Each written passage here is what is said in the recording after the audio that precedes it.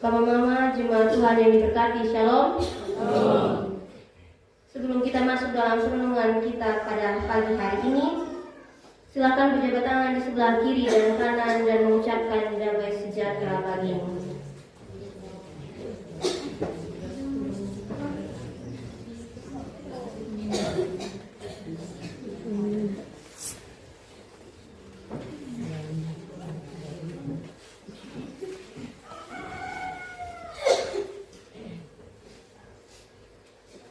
Jemaat Tuhan yang diberkati, dalam minggu keempat bulan pendidikan saat ini, bacaan kita terambil dalam 2 Yohanes pasalnya yang pertama, ayatnya yang keempat hingga ayatnya yang ke-11 dengan terang tema yaitu mendidik dalam kebenaran.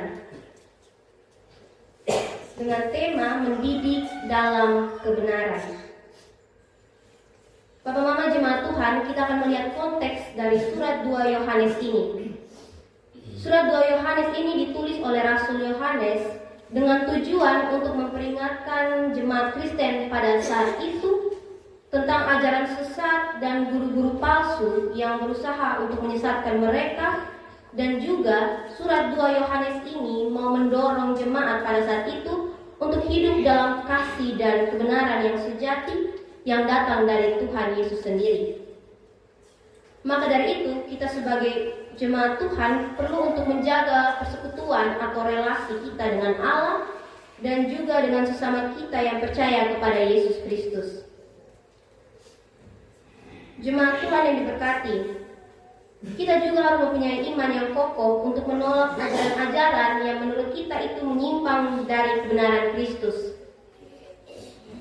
Dari tema yang diberikan oleh sinode ini, yaitu mendidik dalam kebenaran, kira-kira apa yang Bapak Mama jemaat Tuhan tahu arti dari kata mendidik dan juga arti dari kata kebenaran? Mendidik dalam Kamus Besar Bahasa Indonesia artinya yaitu memelihara, memberi ajaran, dan juga membimbing seseorang menjadi cerdas dan mempunyai rasa tanggung jawab. Sedangkan kata kebenaran di sini memiliki arti yaitu sifat atau suatu keadaan yang sesuai dengan fakta atau realitas. Maka dari itu Bapak Mama jemaat Tuhan, arti dari mendidik dalam kebenaran sendiri ialah membimbing, mengajar, dan membentuk seseorang, baik anak-anak, remaja maupun orang dewasa, untuk hidup sesuai dengan fakta atau realita yang ada. Jemaat Tuhan yang terkasih, saat ini walaupun kita hidup di dunia yang penuh dengan informasi, teknologi, dan kemajuan-kemajuan yang ada, kita juga tidak terlepas dari hidup yang penuh dengan kebingungan moral dan krisis nilai. Saat ini banyak anak-anak, remaja maupun orang-orang dewasa yang tumbuh di lingkungan yang tidak mendukung nilai-nilai Kristiani. Contohnya yaitu, banyak anak-anak sekarang yang melalui media sosial, mereka menghina, menjatuhkan, dan juga melecehkan sesama mereka. Dan kadang juga, gaya hidup mereka saat ini itu mempengaruhi perilaku mereka di lingkungan sekitar. Maka dari itu Bapak Mama jemaat Tuhan yang terkasih, kita sebagai pendidik, orang tua maupun gereja dipanggil untuk tetap melakukan tugas utama kita, yaitu mendidik dalam kebenaran. Di sini bukan berarti kita hanya memberitahu mana yang benar dan mana yang salah, tetapi kita mampu membentuk karakter, kehidupan, serta menanamkan kasih Kristus dalam hati setiap orang percaya. Tidak jarang dari kita sebagai pendidik, orang tua maupun gereja mengabaikan tugas ini. Kadang kita merasa sibuk, merasa tidak mampu, merasa takut tidak disukai, dan juga merasa bahwa diri kita sendiri tidak hidup dalam kebenaran.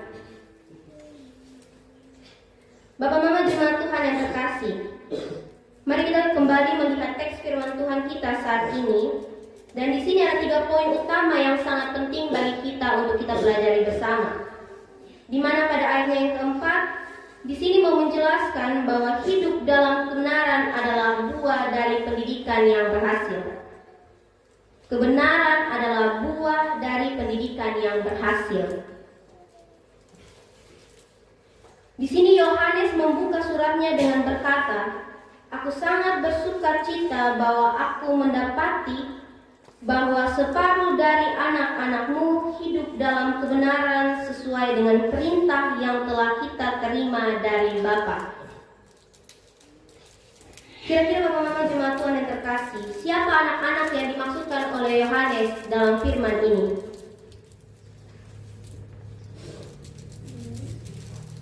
Tentu mereka adalah jemaat Tuhan yang juga disebut sebagai ibu pilihan Allah, yaitu gereja.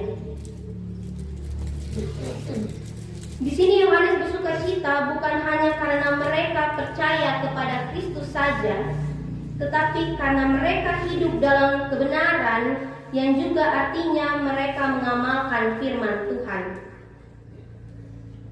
Jadi kita harus menghidupi iman kita setiap hari, bukan hanya percaya di mulut saja, tetapi kita juga mampu untuk menunjukkan kasih dan kebenaran itu lewat sikap dan tingkah laku kita setiap hari.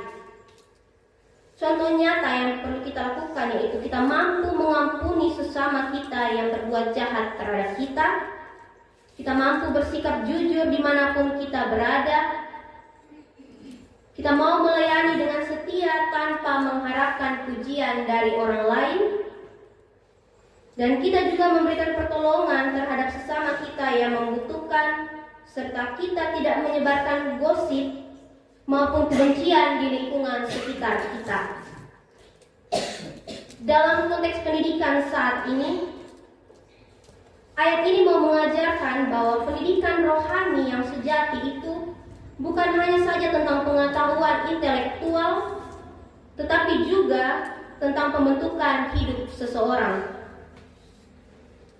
Orang yang telah diajar dalam kebenaran, ia akan menunjukkan buah dalam hidupnya, yaitu buah kejujuran, buah kasih, buah ketaatan, dan juga buah kesetiaan. Bapak Mama jemaat Tuhan, pada ayat yang kelima dan ayat yang keenam di sini mau menjelaskan bahwa kebenaran dan kasih merupakan dua aspek yang tidak dapat dipisahkan. Kebenaran dan kasih merupakan aspek yang tidak dapat dipisahkan. Setelah Yohanes memuji mereka dalam hidup mereka yang dalam kebenaran, Yohanes juga mengingatkan bahwa inti dari perintah Allah itulah kasih. Namun kasih di sini yang dimaksudkan adalah bukan kasih yang berdasarkan perasaan atau emosi sesaat, melainkan kasih yang dijalankan dalam kebenaran. Ayat yang ke-6 berkata, "Inilah kasih itu, yaitu bahwa kita hidup menurut perintahnya. Dan inilah perintah itu, yaitu bahwa kamu harus hidup di dalam kasih sebagaimana telah kamu dengar dari mulutnya." Artinya di sini bahwa kasih tidak bisa dilepas dari ketaatan kepada kebenaran firman Tuhan. Pendidikan dalam kebenaran harus dilandaskan dengan kasih. Karena tanpa kasih, kebenaran bisa terasa sia-sia. Jadi Bapak Mama jemaat Tuhan yang terkasih, dalam mendidik anak-anak, jemaat, maupun siapa saja, kita dipanggil untuk mengasihi dengan tegas dan mendidik dalam kasih. Ketika kita memberikan teguran yang membangun, pengajaran yang konsisten, dan perhatian yang tulus, itu merupakan bentuk nyata dari kasih dalam kebenaran itu sendiri. Mari kita melihat ayatnya yang ke-7 hingga ayatnya yang ke-11. Ayat yang ke-7 hingga ayat yang ke-11 ini mau menjelaskan bahwa kita sebagai umat Tuhan harus selalu waspada terhadap ajaran sesat dan tetap memegang teguh kebenaran itu. Bagian ketiga dari perikop ini adalah peringatan keras dari Yohanes agar kita tidak menerima orang-orang penyesat, bahkan tidak juga memberikan salam kepada mereka. Karena ketika kita melakukan hal yang dilarang itu, kita juga mengambil bagian dalam perbuatannya yang jahat. Jemaat Tuhan yang terkasih, kalimat ini tentu terdengar bagi kita sangat keras. Tetapi penting bagi kita sebagai umat Tuhan memahami konteksnya. Di sini Yohanes tidak sedang berbicara tentang perlakuan terhadap orang berdosa biasa, melainkan ia menekankan pada mereka yang menyebarkan ajaran palsu dan yang mengancam kemurnian jemaat saat itu. Ketika kita melihat di era digital saat ini, penyesat itu bisa hadir dalam media sosial, video-video YouTube, buku, acara-acara, dan bahkan juga seminar-seminar yang mengatasnamakan Tuhan. Maka dari itu, Bapak Mama Jemaat Tuhan yang terkasih, pendidikan dalam kebenaran harus dibarengi dengan kewaspadaan rohani. Di saat ini, anak-anak, remaja, dan bahkan orang-orang dewasa perlu diajar untuk mengenali mana ajaran yang sesuai dengan Injil dan mana ajaran yang menyesatkan.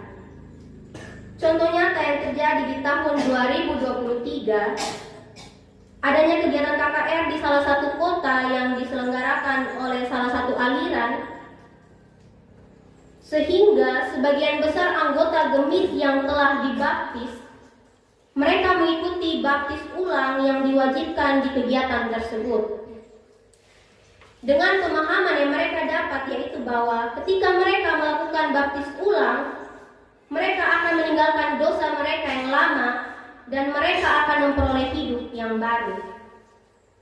Bapak Mama Jemaat Tuhan yang terkasih, ketika kita melihat dalam Efesus pasalnya yang keempat ayatnya yang kelima, di situ dengan jelas dikatakan bahwa satu baptisan, yang berarti bahwa kita sebagai jemaat Tuhan hanya melakukan baptisan itu satu kali seumur hidup. Maka dari itu, pendidikan firman Tuhan itu sangat penting dalam kehidupan kita, agar kita tidak menyesatkan atau kita juga tidak terlobos dalam penyesat. Maka dari itu, Bapak Mama Jemaat Tuhan yang terkasih, dari firman Tuhan kita hari ini, Tuhan mau memanggil kita bukan hanya untuk sekedar tahu firman-Nya, tetapi juga untuk hidup dalam kebenaran setiap hari.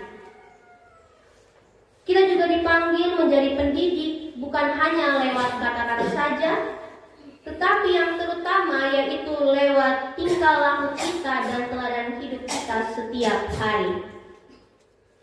Sebagai orang tua, guru, pelayan Tuhan dan juga jemaat, kita semua mempunyai tanggung jawab yang sama untuk membimbing orang lain supaya mengenal dan hidup seturut dengan kehendak Tuhan. Mendidik dalam kebenaran berarti kita mampu menciptakan lingkungan yang dipenuhi dengan kasih, kejujuran, kesetiaan, dan iman kepada Yesus Kristus. Di tengah dunia yang penuh dengan ajaran palsu yang menyesatkan, kita sebagai jemaat Tuhan harus berani berdiri teguh dalam firman Tuhan dan menuntun orang lain ke jalan yang benar. Dan janganlah kita malah menjadi orang yang menyesatkan. Maka dengan begitu, kita sebagai umat Tuhan telah menolong sesama kita untuk mengenal Tuhan lebih dalam dan membangun iman yang kokoh bagi generasi berikutnya. Amin untuk firman Tuhan.